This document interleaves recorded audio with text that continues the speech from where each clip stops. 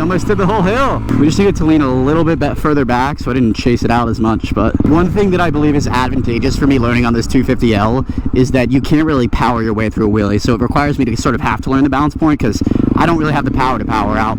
So we just need to get further back.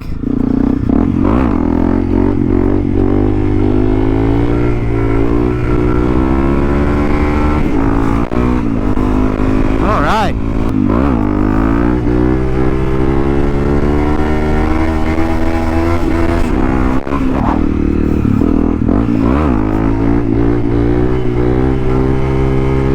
That's balance point.